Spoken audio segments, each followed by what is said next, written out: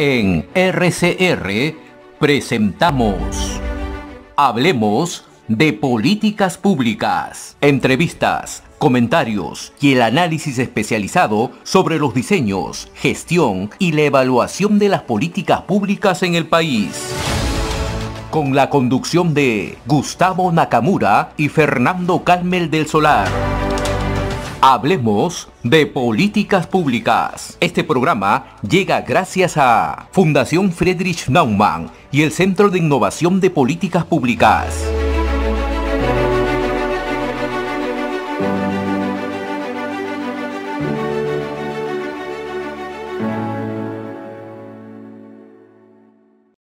Buenos días, queridos amigos, a su programa Hablemos de Políticas Públicas. Aquí me acompaña ya por fin, estamos en el estudio con Fernando Calmel del Solar. Fernando, muy buenos días, ¿cómo estás? Muy buenos días, Gustavo, qué gusto estar, en verdad, primera vez los dos juntos en cabina y saludando, como siempre, a todos quienes nos escuchan a nivel nacional. Vamos a saludar entonces en Cajamarca, a Radio Frecuencia, en 103.3 de la FM, a Radio Onda Popular en todas sus filiales, en Chota, Cutervo, Mambamarca, Chugur. También en Huánuco con Radio Huánuco 94.7 FM. En Huancavelica, Telecadena Canal 4 en el distrito de Lircay, provincia de Angares, en Huancavelica. En Lima, en la provincia de Ollón, en Radio Estelar 96.1 FM y Radio Municipal 104.1. En Puno, Visión TV Canal 7, Radio Visión 95.5 de la FM. Y en San Martín, a través de Radio Huánuco Digital y el canal Más Uno Televisión, en Moyobamba y la región de San Martín. Bien.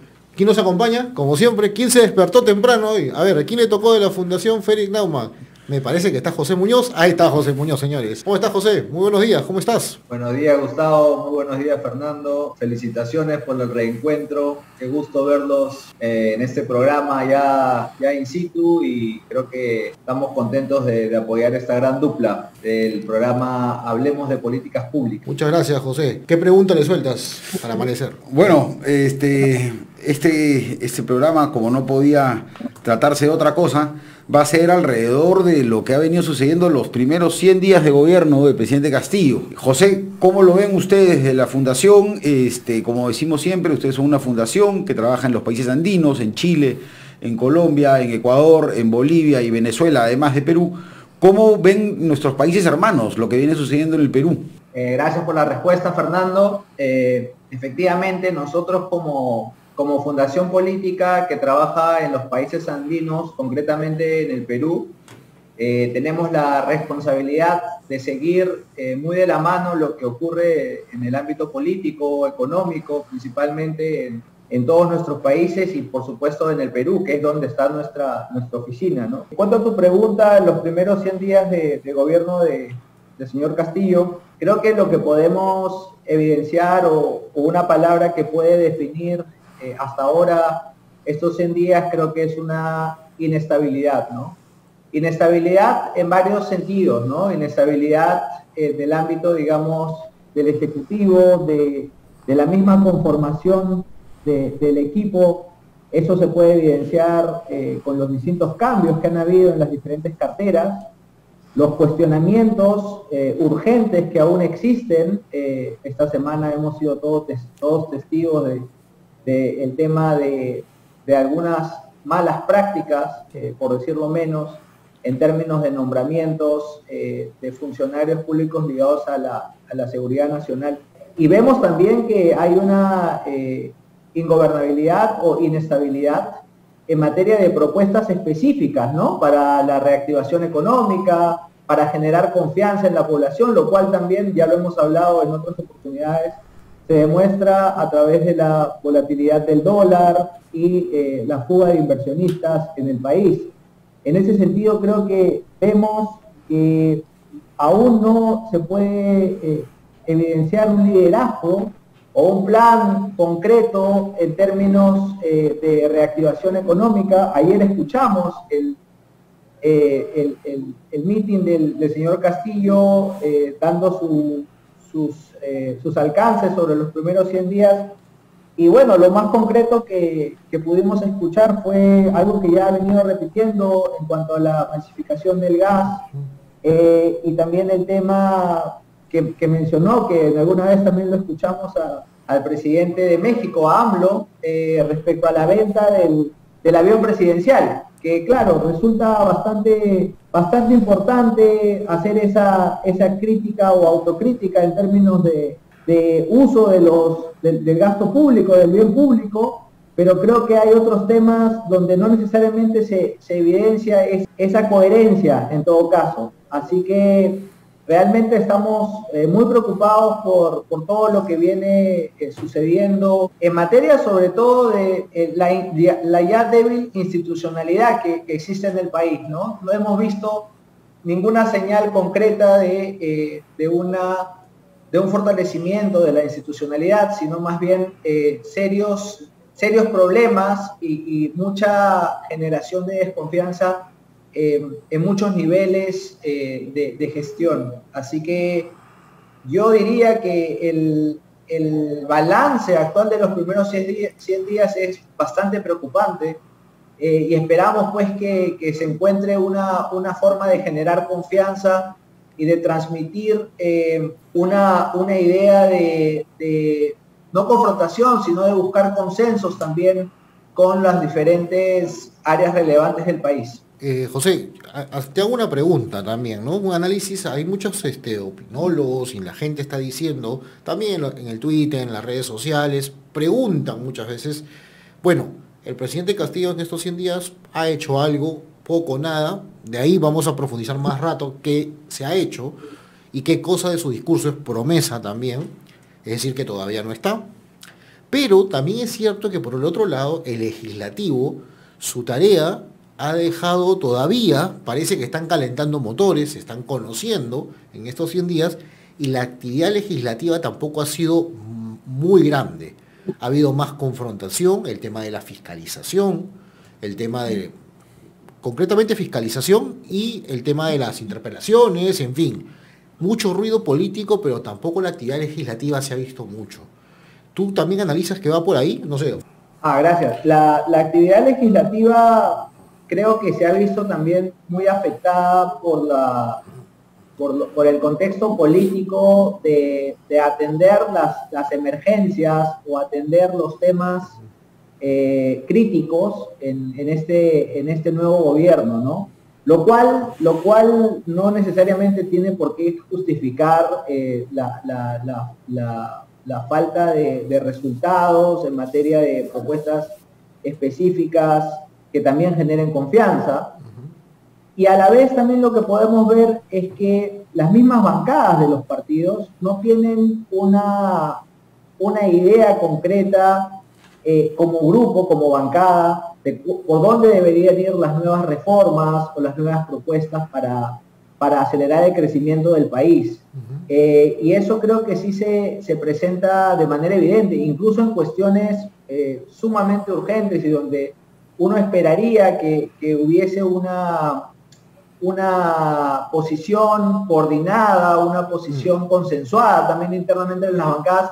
No necesariamente se ve eso, ¿no? Lo cual demuestra algo que ya hemos visto en el desarrollo de las últimas elecciones, ¿no? Que es la atomización de partidos políticos, atomización de temas también, y lo cual hace evidentemente difícil encontrar un consenso sobre temas fundamentales también para la institucionalidad del país, ¿no? ¿Hasta qué punto o hasta dónde vamos a llegar sin cumplir uno de los roles fundamentales del Congreso, que es fiscalizar y también hacer respetar la Constitución y las buenas prácticas en el Estado peruano, siempre en el marco constitucional? Entonces, ahí creo que es importantísimo que haya un trabajo también dentro de las bancadas, y ojalá que puedan desarrollar un consenso respecto a la institucionalidad, que es lo que creo que en los últimos 100 días se ha visto más afectada en nuestro país. Lo que ya de por sí, digamos, en los últimos años ha sido sumamente débil, se ha visto incluso aún más debilitado en las últimas semanas y meses. Efectivamente, José, como dices, y por eso también hay que recordar a quienes nos escuchan que es tan importante la labor que hace la Fundación Frederick Naumann, porque precisamente de la mano del CIP, del Centro de Innovación de Políticas Públicas, hay un trabajo para poder darle información a los congresistas. Sabemos que son nuevos, pero eso no implica, las personas deben llegar preparadas al cargo, y eso es algo que no se ve desgraciadamente en el Ejecutivo casi en ningún lado, y en el Legislativo también en muchos de los casos. José, muchísimas gracias por estar con nosotros esta mañana, gracias por despertarte temprano, y estamos conversando el próximo sábado. Un fuerte abrazo y muchos éxitos en el programa. Gracias. Gracias, José. Nos vemos. Nos vamos a una pausa entonces y nos vamos a tomar un café. Vamos a una pausa y regresamos en Hablemos de Políticas Públicas. Ya retornamos en Hablemos de Políticas Públicas.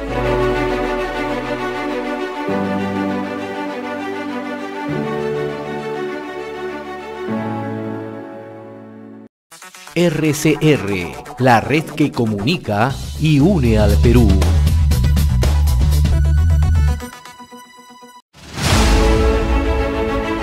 Sigamos en sintonía de Hablemos de Políticas Públicas.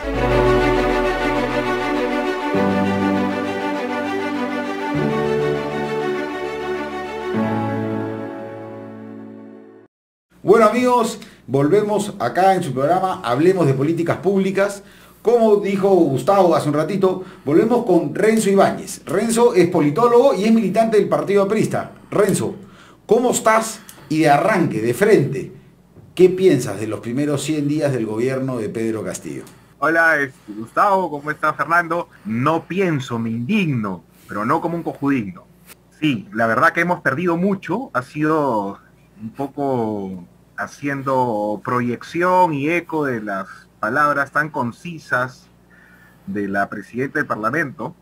Ha sido desastroso, ¿no? 100 días de absoluto retroceso. Parece que hay una intención por parte del gobierno para tratar de desmontar y desinstitucionalizar el país, por supuesto para generar otro tipo de normalidad. Así como se hace una nueva normalidad con el COVID, hay una nueva normalidad que ellos tienen que imponer para poder construir finalmente un Estado que les haga mucho más cómodo, un poco, en principio, gobernarlo. Necesita un Estado mucho más llano, menos complejo, un Estado sin matices, sin colores, un Estado que se resuelva en función a lo que dicta un tipo que tiene muy pocas neuronas y que en este momento solo está preocupado en sobrevivir.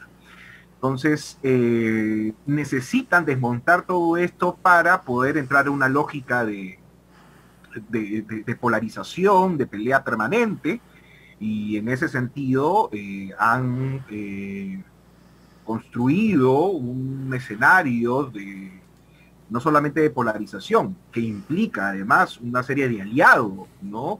A quienes hay que pedirles cuentas, ¿no? Y estoy hablando principalmente a los sectores del sector caviar, al que comúnmente llamamos caviar, a la izquierda que se dice democrática, pero que no lo es, a la izquierda anti, esta izquierda pro-marxista, esta izquierda marxista encarnada en la señora Verónica Mendoza y por supuesto en el señor Marco Arana, y en fin, en todos los voceros y medios de comunicación que se le han pasado tratando de sostener a un tipo que realmente no tiene ni las capacidades ni la altura moral desde mi punto de vista para poder gobernar el país. Entonces, ha sido 100 días de retroceso absoluto, de desmontaje de las instituciones políticas que nos llevaron con sus errores y por supuesto sus aciertos a reducir la pobreza de manera ostensible y también a avanzar en nuestra introducción e interconexión con el mundo.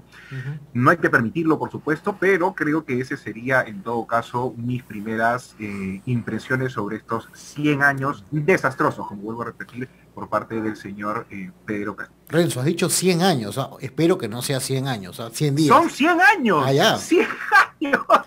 100 días que se han convertido en 100 años. Tienes razón, mira, cómo el inconsciente, cómo me llama. Pero es que lo hemos vivido día a día como si fuera cada uno un año. Sí. Porque además una de las cosas que te generan esta sensación de tiempo un poco arrastrado, de tiempo un poco achiclado, es esta incertidumbre. O sea, no hay más tiempo largo que aquel tiempo que se vive en incertidumbre. ¿No? Cuando tú tienes las cosas más o menos claras, las cosas van pasando. Pero cuando vives en incertidumbre, cada día es un siglo. Es interesante lo que has mencionado como paraguas, ¿ya? Yo quiero hacer un preámbulo de el discurso del presidente, ¿no? Porque el presidente utiliza varias palabras sistemáticamente, ¿no?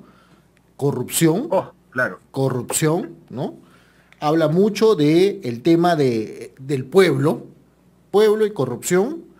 Habla mucho de impunidad, ¿no? Habla que la educación y la salud no han sido han sido un servicio, no han sido un derecho. Habla de muchas cosas, ¿no? Pero yo, resumiendo un poco lo que él ha hablado, voy al lado económico, ¿no? Él habla que vamos a crecer 12%, ¿no? Y la pregunta que le hacemos es, ¿no es el efecto rebote de la gestión desastrosa de Vizcarra y Sagasti que cerraron la economía y nos fuimos ya sabemos a dónde? Y los radioescuchas y los televidentes que nos están viendo saben muy bien a qué me refiero, ¿no? Entonces, claro, tenemos un efecto rebote. Entonces, pero después su discurso está cargado de bonos. Bonos, millones. Por ejemplo, en el sector de educación anunció 200 millones de soles para el pago de la deuda social. Anunció 400 millones para compras de kits educativos. Pero nadie se acuerda, Fernando, y Renzo, de ahí te dejo para que tú analices más en otros temas, nadie se acuerda de los kits educativos o los kits higiénicos que compró Vizcarra cuando no había colegios. ¿Dónde se fue esa plata? ¿Dónde quedaron esos kits? Si no había colegios. Mira, te das cuenta cómo la gente no se acuerda un poquito lo que hemos vivido. Entonces, ellos ofrecen muchos bonos, Renzo. La pregunta es, ofrecen miles de cosas, poco avance, por no decir nada, confrontación, lucha todo el tiempo. ¿A dónde nos estamos dirigiendo? Y el Congreso, ¿qué está haciendo para evitar o no evitar el desenlace que estamos llegando en este momento? ¿Qué opinas sobre eso? Quisiera ver hacia dónde nos vamos dirigiendo con el Ejecutivo y por el otro lado del Congreso, que me analices también estos primeros 100 días del Legislativo, ¿no? Ya. Muy bien, a ver, en principio, yo, a ver, tengo la sensación, y en esto coincido con el analista Carlos Meléndez, politólogo además, que, a ver, Castillo propiamente no es un comunista. Es decir, él ha tenido que levantar su manito izquierda, aparte de la onda sindical, es un tipo tan mediocre que necesitaba unirse, digamos, a un rebaño para poder estar tranquilo, pero no es un tipo como Cerrón, por ejemplo, ideológicamente preparado, ¿no? Es parte. Entonces, en principio lo que hay que entender aquí, que este es un gobierno tan chapucero, con tanta mediocridad, con tanta incapacidad, que lo único que quiere hacer este señor es simplemente sobrevivir. Todas estas cosas que tú muy bien has explicado no las entiende. El tipo no las asimila, no las mastica, no las chacha, no las puede procesar, ¿no? Porque no está preparado, su ejercicio no ha sido un ejercicio de gobierno, su ejercicio ha sido un ejercicio sindical profundamente respetable, por supuesto, pero ha sido muy mediocre y además de un ala muy radical. Los radicales por lo general tienen 3 o 4 cosas que decir, nunca más. El problema está en quienes están en los centros, o los centros democráticos, quienes tratan de construir discursos, porque tú para poder construir un discurso democrático implica justamente la cesión, o en todo caso la concesión de determinadas cosas. Para conceder implica una discusión, y esa discusión de fondo implica también conocer de alguna u otra manera el discurso del otro. Los radicales tienen una agenda propia, por eso es que es muy minimalista y por eso es que es muy básica, ¿no? Y además lo dijo muy bien Bellido en un tuit, ¿no? Usted es un sindicalista básico. Imagínate que Bellido le haya dicho básico al presidente que tenemos es porque ya, ¿dónde estamos, no? Entonces, lo que está haciendo ese señor es en principio sobrevivir. Esa sobrevivencia implica, como ya dije en un inicio, el desmontaje, ¿no? de las instituciones en el Perú. Pero, y claro, como no entienden estas cosas, no entiende para qué sirve el crecimiento económico, no se ha dado cuenta que la producción nacional principalmente está relacionada con la minería, que el crecimiento económico es indispensable, no se ha dado cuenta que todo lo que el tipo quiere repartir hoy día es todo lo que se ha sembrado en algún momento con las reformas que se hicieron y por supuesto con los gobiernos sucesivos que más o menos, ¿no?, en medio de sus problemas y sus discordancias han ido construyendo en la medida de que había un cierto consenso político, económico, que nos ha llevado ciertamente a hacer en algún momento el milagro peruano. Estas cosas este señor no lo entiende, así que en este momento lo único que hace es sobrevivir, ¿no?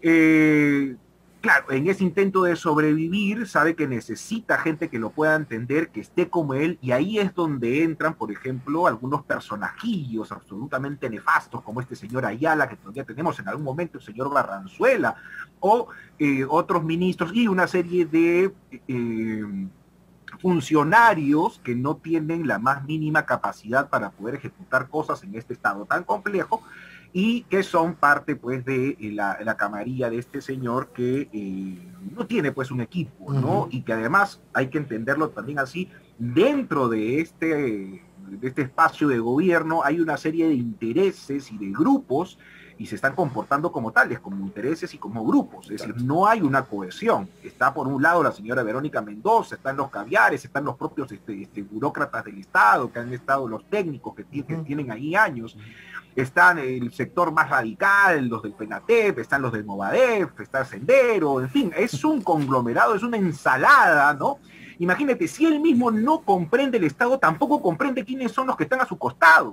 A lo que voy es que es tan peligrosa esta situación, es un tipo que está absolutamente confundido.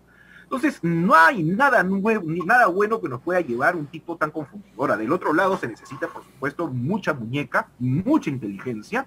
Yo he visto a mucha gente muy democráticos, del centro hacia las derechas, incluso gente que no está ni siquiera en el centro, un poquito más pegado a las izquierdas democráticas y qué sé yo, pidiendo que se le niegue la confianza a la señora Mirta Vázquez.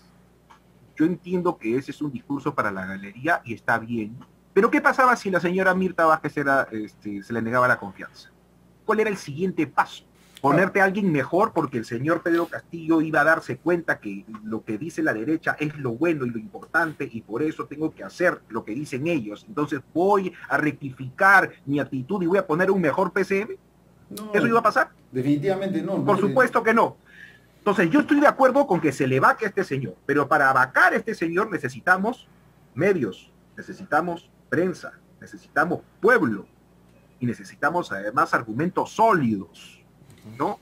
Y claro, hay argumentos sólidos, pero tienen que ser argumentos que sean fáciles de comunicar. Pero a ver, si le hubiéramos negado la confianza, yo estoy totalmente de acuerdo, siempre y cuando tuviésemos los votos de la vacancia en ristre.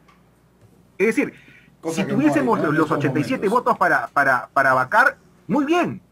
Chau, señora Mirta Vázquez, y lo que viene es la vacancia. Pero tú le dices chau a Mirta Vázquez y lo que iba a pasar es que este señor te iba a poner otro peor para poder precipitar una anulación del Congreso, una disolución del Congreso, que en cuya pugna iba a ser siempre el Congreso el más complicado, ¿no? El más complicado. En este tipo de tensiones siempre los congresos terminan perdiendo. Entonces, por eso digo que hay que actuar con mucha muñeca y claro, uno puede, nos gusta actuar sobre la base de los supuestos principios, ¿no? Evidentes, pero no solamente es eso, ¿no? En política hay que saber ganar a gente que además quiere tener el control total del Estado. Imagínense si se cierra el Congreso, este señor iba a tener 5 meses gobernando solo y por supuesto pues con un si Vizcarra hizo lo que decreto, hizo... con un decreto salía pues el tema de la constituyente y ahí sí chau democracia absolutamente, ¿no? Efectivamente, Renzo. Un poco para que la gente nos entienda, quienes nos escuchan en Puno, Huánuco, en San Martín, el presidente es como el gerente general del país. Entonces, si ustedes tienen en su empresa un gerente general que lo único que hace es echarle la culpa a, no sé, al distribuidor, al proveedor, y dice, no es mía, y ustedes terminan, como pueblo que son, como dueños de lo que corresponde en el país, cambiando al que hace la repartición, cambiando a quien le trae el agua, cambiando a quien le da los provee para poder hacer su trabajo, pero no cambian a la cabeza, la empresa no va a funcionar nunca. Entonces, bajo eso... Yo también entiendo eso. Renzo, ¿cómo ves tú, qué crees que ha sido el punto más crítico dentro de todo? Porque normalmente, y se escucha mucho, sobre todo en las regiones, que dicen, no, es que es la derecha, es la empresa, es la oligarquía, es la burguesía, es el status quo que no deja que Pedro Castillo no trabaje, y en algunos otros casos dicen, no, es que es nuevo para el cargo y recién está aprendiendo. ¿Tú te comes ese cuento y cuál crees que ha sido el peor error hasta ahora de Pedro Castillo? Difícil. Fernando, tú que has viajado bastante, que eres un sindicalista, ¿no? Mira, te darás cuenta que ese es un relato que ha tomado mucho cuerpo en el país. ¿Tú te imaginas una vacancia con un relato todavía sostenido de esa forma? Te pasaba lo de noviembre. Ujú. Te pasa lo de noviembre, pero además terminas victimizando a un señor que no merece ser victimizado. Entonces hay todavía una lucha pendiente en términos culturales, mediáticos, que los del sector democrático tiene que hacer para poder derrotar ese relato. Y en segundo lugar, creo que sacar en este momento a la izquierda, hay que llamarlos así, son la izquierda marxista la que está en este momento, y los caviares, ¿no? Sacarlos es quitarnos la miel de la boca, de decirles ellos son los culpables de esta situación.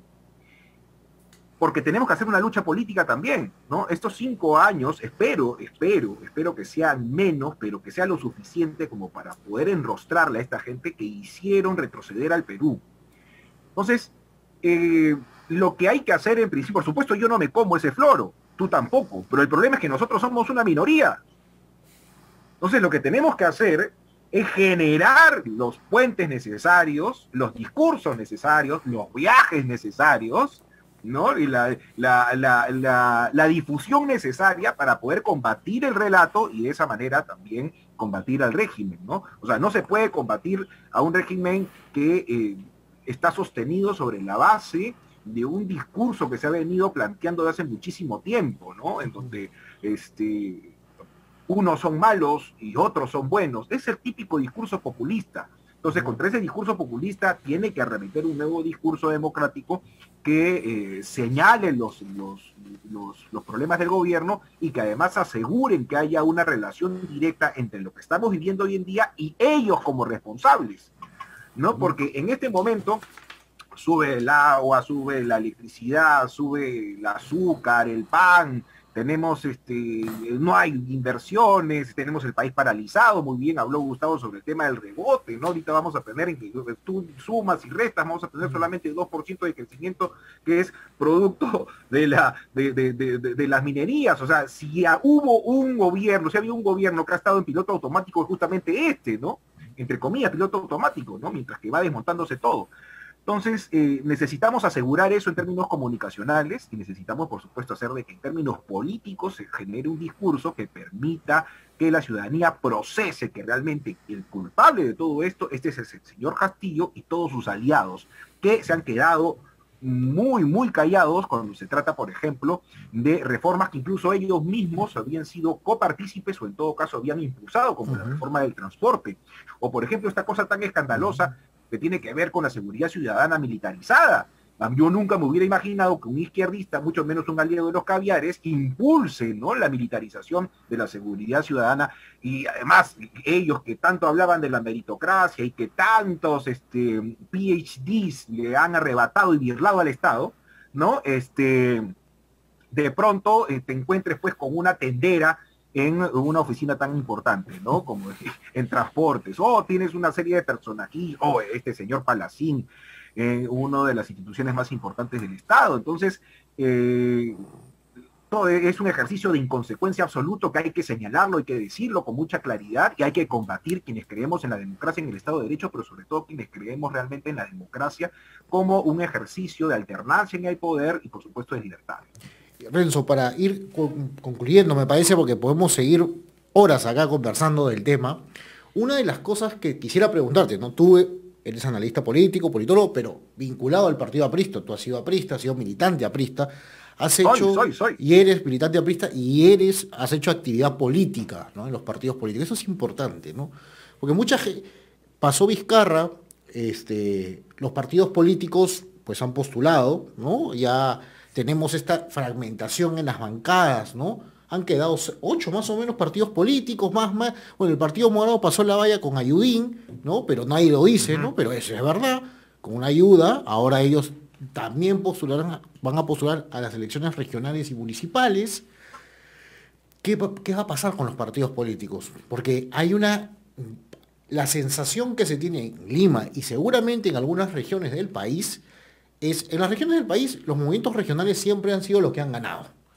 Pocas veces los partidos políticos nacionales han tenido fuerzas en la alcaldía, salvo Acción Popular, que bueno, fue un caso concreto. Hoy Acción Popular no sabemos qué es, porque su bancada es una forma, María Carmen de Alba piensa otra forma, su nueva dirigencia que acaba de ganar las elecciones es otra forma, Dios mío, o sea, Vitocho y compañía de los mayores son otra forma, Dios, entonces no sabemos qué va a Hay pasar. una suerte de federación de independientes, me decía un gran compañero. Exacto, ¿no? Es una Sí, federación de independientes que bueno, pues, ¿no? O Andrés sea, Tausen. ¿qué Sí. pasará? No sabemos con ellos y los demás partidos, incluso con el partido aprista, ¿no? O sea, necesitamos, algunos decían, yo si bien no soy aprista, pero puedo decirlo, algunos decían, si Alan hubiera estado vivo, no nos hubiera pasado estas elecciones, porque probablemente Alan García hubiera podido ayudar justamente en este trabajo conjunto de los partidos democráticos. De alguna forma... Y en la lectura, ¿no? Sí, En la en la lectura lectura. de la política nacional, porque, Exacto.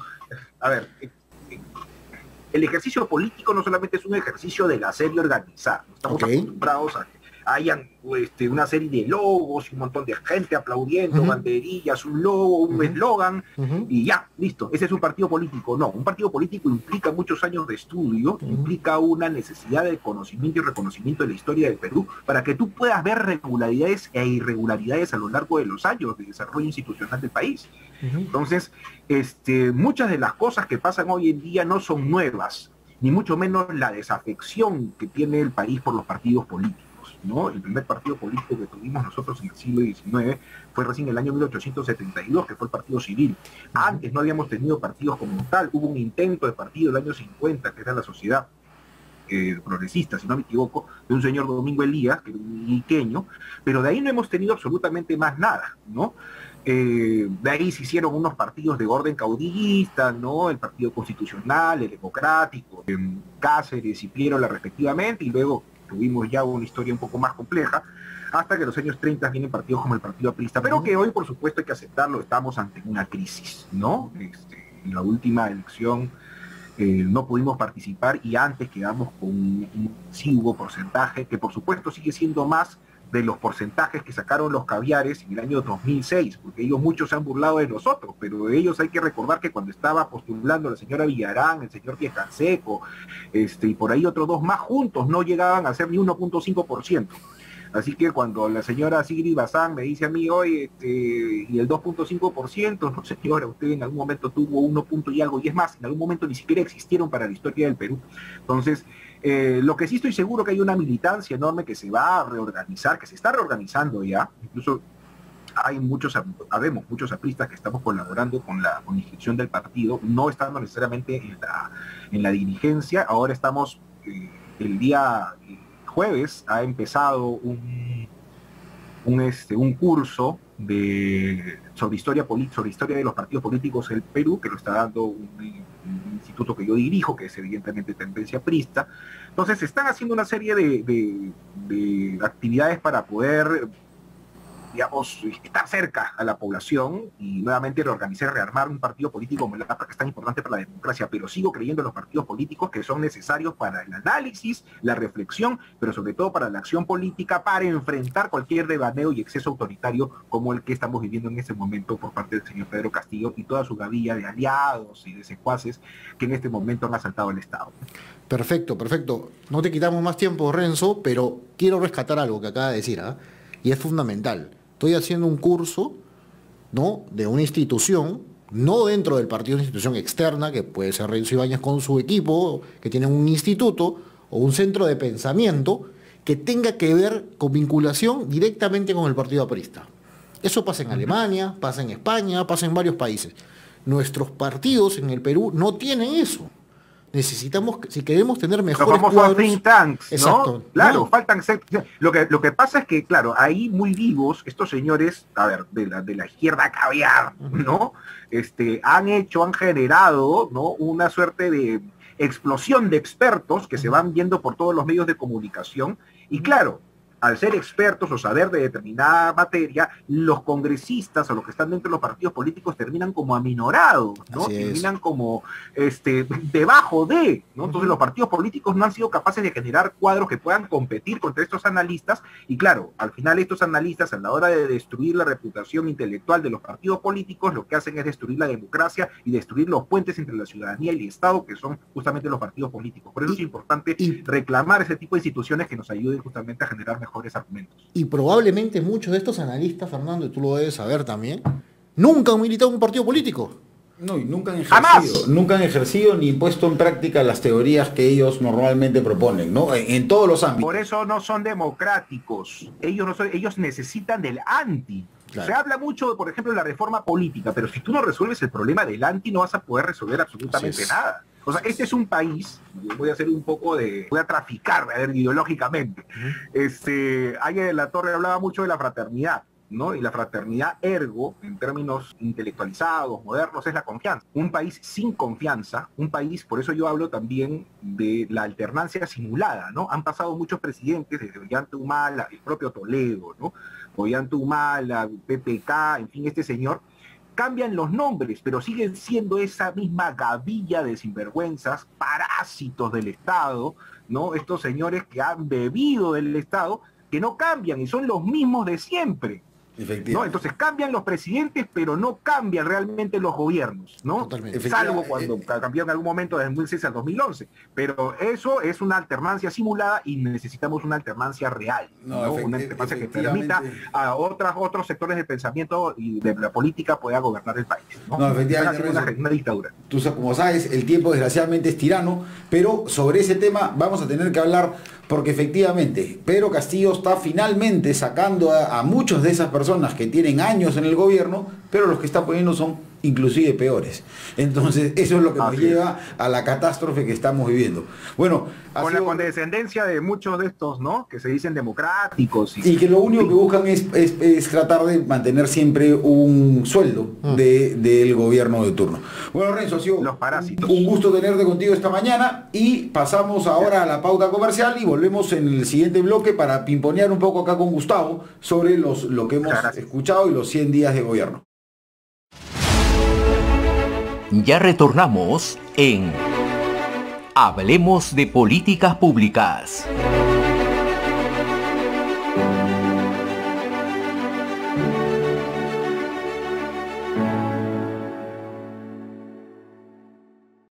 RCR, la red que comunica y une al Perú.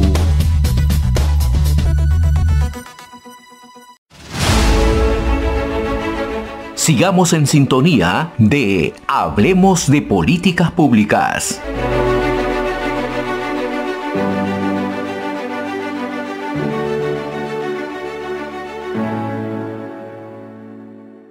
Muy buenos días, regresamos a Hablemos de Políticas Públicas. Habíamos estado ya con Renzo Ibáñez, una larga conversación, un análisis juicioso de lo que ha pasado en estos primeros 100 días y también sobre los partidos políticos, y ya nos comentó que el Partido Aprista Peruano ha empezado un proceso de reconstrucción, pero una reconstrucción que esperemos que por la democracia llegue a buen puerto. Fernando, empezamos. Los primeros 100 días tenemos un poco para analizar un poco las políticas públicas. ¿Qué ha ofrecido Pedro Castillo para la microempresa? Esa es una pregunta que hay que hacernos, ¿no? Sí. A las pymes, a las MIPES, ¿qué les ha dado? Sigue insistiendo con compras de deuda que nadie sabe cómo va a llevar a cabo. Ayer le pegó un susto, el día miércoles que estuve en Ayacucho, le pegó un susto a todos los micro y pequeños empresarios que buscamos ser formales en el tema laboral con esto de que iba a aumentar el sueldo mínimo, que al final dijo que no, que va a ser de nuevo, un subsidio, un bono, pero lo que se necesita para la micro y pequeña empresa es tranquilidad, es seguridad y es reactivación económica, y eso viene a través de la inversión privada. Por más inversión pública que hemos escuchado, un festival de destraves, de proyectos que ninguno es de ellos, porque son proyectos que tienen 10, 15 años y que está bien que los destraben, pero no hemos escuchado un solo proyecto de infraestructura nuevo propuesto, ni siquiera los que él mismo comentó en su discurso el 28 de julio. Entonces, ¿qué ha hecho Pedro Castillo? No tengo idea. una de las cosas que podría ayudar muy rápido, y ahí te suelto la pelota, y que podría dar mucho trabajo y reactivar la economía, es no solamente volver a clases como primero dijo en mayo, en marzo, en julio, ya no sabemos cuándo, sino lo más rápido posible, y para ello hay que remodelar los colegios. ¿Cómo ves tú ese lado de la educación? Mira, Fernando, la cosa es muy sencilla, ¿no? En el campo educativo. Y lo habíamos conversado aquí, y yo me acuerdo cuando teníamos el programa con José Ignacio Beteta, en Tu Candidato 2021, ¿no? Hoy ya José Ignacio tiene su programa, por favor, para que lo sigan de lunes a viernes. El nombre récord en audiencias está, ¿no? Entrevista a gente muy interesante. Y lo habíamos dicho, Vizcarra cerró. Entiendo el COVID, todos asustados. Entendemos 2, 3, ya 5, 6 meses. Te entiendo 6 meses. Pero los otros países comenzaron a abrir, ¿no?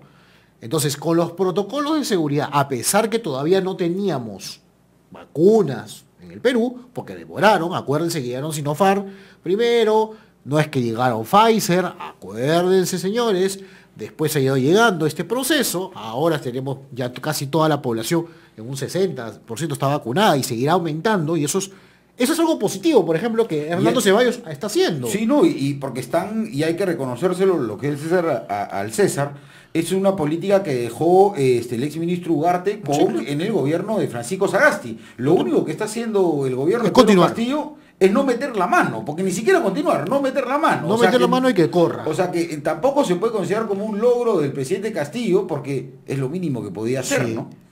Pero respecto a los colegios, se le planteó en campaña, y en campaña se planteó y se dijo, a ver, ahorita mismo se seleccionan las empresas locales de infraestructura y se mapean los colegios y comienzan a hacer obras para preparar todo el retorno.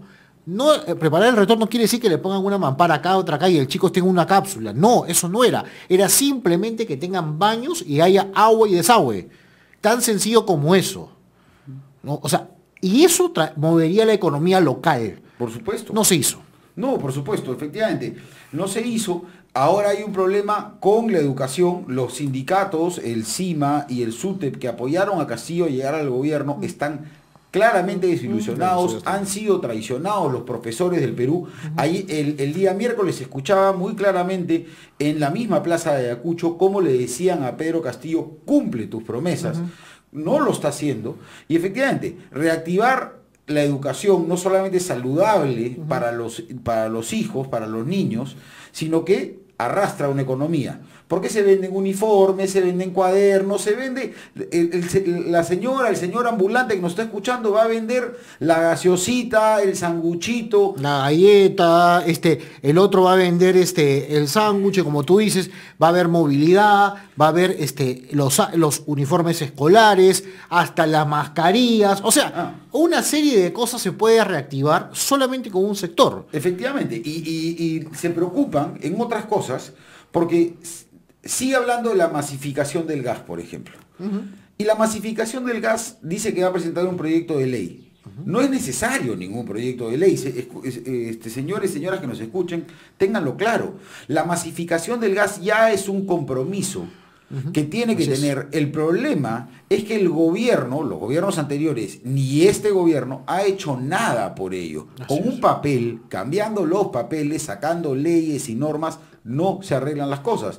Como lo hemos dicho en programas anteriores, las cosas se arreglan cuando los que nos gobiernan en los 3 niveles, municipio, gobiernos regionales y en el Ejecutivo, se ponen a ejecutar. Por eso se llama poder ejecutivo, no poder pensador, porque se ha escuchado, estamos pensando, vamos a hacer, estamos planeando, queremos hacer. Dios mío, o sea... Bueno, para eso existe el acuerdo nacional, el espacio de reflexión de las políticas de Estado, para eso existe a lo mejor... Existiría un Senado, si tuviéramos un Senado bicameral. Alejandro Cabero ha presentado un proyecto para regresar a la bicameralidad con el mismo presupuesto actual del Congreso, por si acaso es lo que está diciendo. Una iniciativa interesante. Para eso existiría un Senado, para que, como digo, el Consejo de Ancianos, algunos dirán, o mayores que ya tengan experiencia política, reflexionen cuál es lo mejor. Pero el Ejecutivo no está para reflexionar. no está para reflexionar. No, su nombre lo está, dice, ¿no? Está para justamente ejecutar bajo el marco de una institucionalidad los programas, los proyectos que se necesitan y atraer la inversión privada en las zonas que el país necesita. Cajamarca, por ejemplo, debería tener 2 o 3 proyectos mineros, debería estar reactivada su agricultura a lo máximo posible, ayudarlos a que mejoren, por ejemplo, el riego tecnificado, mejores semillas, o sea, miles de cosas que podrían hacer que la economía se mueva. Bueno, eso lo hace el Ejecutivo. Efectivamente, ¿no? Efectivamente, y como dices tú, en el tema agrario se ha prometido la segunda reforma agraria. Y de nuevo, son buenos deseos, porque el 90% de las cosas que han dicho el presidente Castillo y en su momento el premier Puca, Guido Bellido, ya están en las normas, ya hay leyes hechas para el incentivo, para la tecnificación del riego, para la cosecha del agua, ya existen los bonos agrarios. Entonces, no, lo único que han es prometido lo que ya existe y no lo están ejecutando. Lo que pasa es que, Fernando, hay que ponernos a pensar de 2 opciones. La primera es que realmente quieran ejecutar y realmente quieran gobernar. O a lo mejor no es su plan o la agenda gobernar, sino la Asamblea Constituyente, y para llegar a ese fin, lo primero que tienen que hacer es destruir el sistema. Efectivamente. Por lo tanto, decir, el sistema ha fracasado, el modelo neoliberal, ¿no? Que dicen, así lo dicen ellos, el modelo neoliberal que producto de una constitución de un dictador, porque esa es la narrativa que te venden. Claro, pero entonces se destruye, nos ha traído pobreza y es el modelo que, y por eso necesitamos una asamblea constituyente. No, la constitución definitivamente debe tener algunas mejoras y reformas, pero no un cambio, porque en esa asamblea constituyente del año 92, cosa que no se dice, participaron los partidos de izquierda comunista, también participaron en la redacción de esa constitución. Pero como dices tú, ¿hay ganas de hacer las cosas? Porque la gente que, a ver, hay algunos que han escuchado seguro y dicen ustedes, nuestros radioescuchas, Pedro Castillo recién tiene 100 días y está aprendiendo. Puede ser, pero los ministros, los funcionarios públicos que están nombrando, ellos están entrando a aprender o a destruir. Todos queríamos, desde antes de las elecciones, un cambio de lo que no nos hemos dicho, esos parásitos que han estado 20, 30 años en el gobierno con distintos presidentes. Pero el cambio tenía que ser para mejor, no para personas que son prontuarias. Señor, señora, ustedes contratarían en sus empresas para que cuiden a sus hijos, para que los ayuden en su casa, para que cuiden tu ganado, para que cuiden tu chacra, para que cuiden tu guardería, para que cuiden tu bodega, sin que haya cámaras. Alguien que tiene la hoja de vida que tenía el ministro Barrenzuela, que tiene el ministro Ayala, que aún no se va del gobierno, a pesar de que está descabezando las Fuerzas Armadas y la Policía Nacional, que tanto han sufrido luchando contra el terrorismo y han sido tan poco reconocidas y perseguidas además también por todas estas personas que no deberían estar todavía en el gobierno. Entonces, tú has dicho lo clave. ¿El presidente Castillo quiere aprender? ¿Quiere gobernar? ¿O solamente está prometiendo y echándole la culpa a Juan, a Pedro, a fulanito, al Congreso? Porque eso es decisión, cada quien tiene la libertad de pensarlo. Pero, a ver. Yo creo, la verdad, Fernando, más lo segundo. No lo primero, me atrevo a decir que es lo más lo segundo. Quisiera que sea lo primero, que están aprendiendo, pero si se dan cuenta, los mismos que están gobernando y los que están ayudando o sosteniendo a este gobierno son aquellos que en los últimos años han gobernado. Yo decía en un programa hace poco, que tuve el gusto que me entrevisten, y les decía, el Perú, queridos amigos, ha sido gobernado, manejado bajo una constitución, nos guste o no nos guste Fujimori, lo que quieras, si quieres anti-Keiko, anti-Fuji, anti-Kenji, anti-Nakamura, si quieres, ya lo que quieras, hermano. Pero esa constitución tiene 2 vertientes. Una constitución de un modelo económico. Hemos vivido sobre un modelo económico, ¿ok? Pero no sobre un modelo social. Y el modelo social nos lo cambiaron con Toledo para adelante. Y entró toda una corriente progresista. Entonces, eso ha sido la escalera que se ha ido construyendo para que después venga el siguiente peldaño, que es el cambio del modelo económico. Entonces, ahora uno me puede decir, bueno, es que ustedes están inventando. Yo aprovecho y los invito a que vean un documental. Por ejemplo, hablamos entre pauta comercial. Hay un documental que va a salir mañana domingo a las 6 de la tarde en Willax. Uno dirá, Willax. Bueno, ya, salió en Willax, pues. Sería ideal que Canal N, sería ideal que RPP, sería ideal que Frecuencia Latina saque un documental sobre el Foro de Sao Paulo. ¿Por qué no?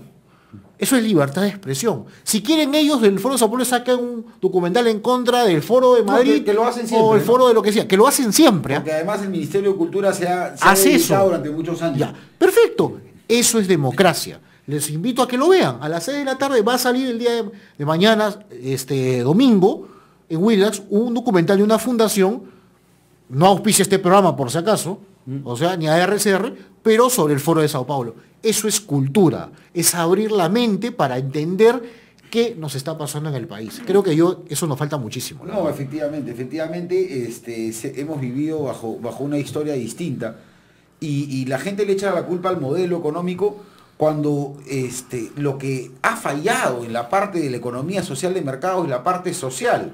Es decir, la parte en la que el gobierno tiene que cumplir con la sociedad para llevarle colegios, postas, hospitales, mejores médicos, mejores profesores, una mejor policía mejor preparada. Lo que ha fallado en la economía social de mercado no es la economía. Señores y señoras, escúchenme y piensen, ¿cómo vivían ustedes y cómo vivía su familia hace 15, 20, 30 años? Lo que han logrado ha sido en base a su esfuerzo, al desarrollo personal, al emprendimiento que han generado a nivel familiar. Pero eso, aunque no lo crean, se ha permitido porque la Constitución que ahorita nos rige permitía que ustedes tengan esa libertad de decidir. El discurso principal en el país y durante la campaña electoral fue no votes por este o no votes por esta porque son malos. Nunca fue algo propositivo. Así es. Se trabaja directamente en dividirnos nosotros como peruanos, cuando nosotros lo hemos dicho muchísimas veces en este programa, todos los peruanos somos iguales. El presidente tiene que dejar de hablar de su pueblo, el pueblo. Todos somos además un pueblo, pero además, como lo hemos dicho siempre, un pueblo empresario. Un pueblo empresario que ha salido adelante con nuestro esfuerzo, con nuestro propio trabajo. Entonces, para resumir efectivamente lo que viene pasando, y estamos en un pleito que va de lado a lado en este péndulo, de extremo a extremo. Tenemos nosotros los peruanos que juntarnos, ponernos en un punto de acuerdo y empezar a volver a construir, no empezar, sino volver a construir un país unido.